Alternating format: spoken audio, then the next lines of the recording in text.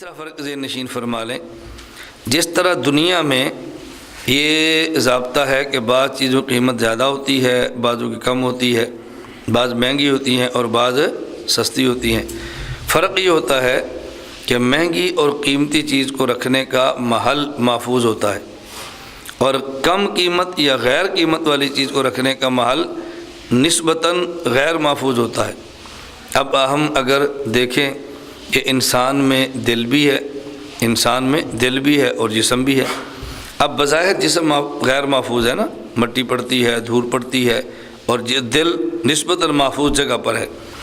اگر کسی آدمی کے پاس سونا ہو اور اس کی دکان ہو، کرنسی ہو اور دکان ہو، وہاں لاک بھی ہوگا، گارڈ بھی ہوں گے، اندر کیمرے بھی لگے ہوں گے۔ اور اگر کسی آدمی کے پاس ٹماٹر، گاجر اور مولیوں کی دکان ہو تو وہاں تو کوئی گارڈ نہیں ہوتا، نہ باہر وہاں پہ کوئی لاک لگا ہوتا ہے، نہ کیمرہ ہوتا ہے۔ تو معلوم ہوا کہ قیمتی چیز کا محل محفوظ ہوتا ہے اور جو قیمت میں کم ہو اس کا محل نسبتاً رکھنے کی جگہ غیر محفوظ ہوتی ہے۔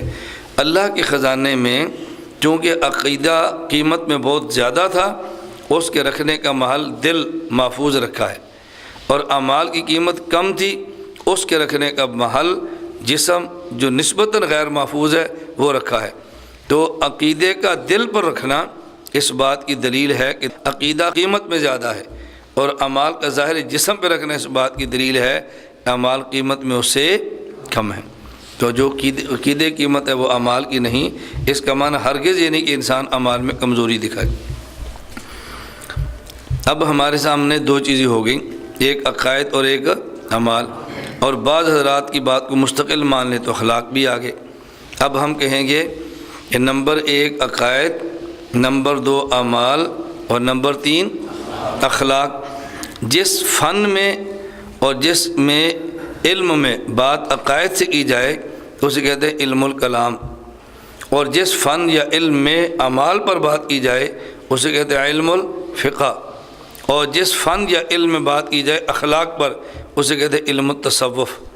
معلوم ہوا علم کلام بھی ضروری ہے، علم فقہ بھی ضروری ہے، اور علم اخلاق بھی ضروری ہے، علم تصوف یہ بھی ضروری ہے۔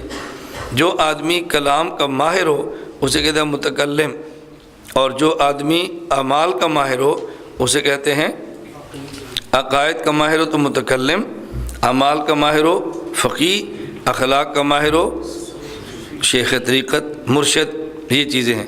تو ہمارے دیوبند کے یہاں بحمداللہ تعالی متکلمین بھی ہیں، فقہا بھی ہیں اور مرشدین بھی ہیں۔ اللہ پاک نے تمام نعمتوں سے ہمارے اکابر علماء دیوبند کو نوازا ہے، اللہ ہم سب کو اس میں سے کچھ حصہ عطا فرما دے۔ ہماری چونکہ گفتگو عقائد پہ چلنی ہے ان سب کو میں نا، اب اخلاق یا فقہ کی گفتگو نہیں ہے، عقائد پہ چلنی ہے، اس لیے ہم علم الکلام کے بارے میں تھوڑی سی بات کرتے ہیں۔ نمبر 1 یہ بات سمجھیں، علم العقائد کو علم الکلام کیوں کہتے ہیں؟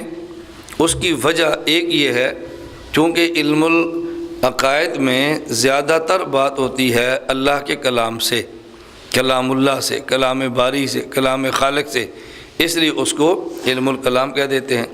یا جب عقائد پر بات ہو، جب کسی عقیدے پر بات کہتے ہیں الکلام فی قضا، الکلام فی قضا، الکلام فی قضا، اس مسئلے پر بات یوں ہے، اس مسئلے پر بات یوں ہے، اس لیے اس کو علم الکلام کہتے ہیں۔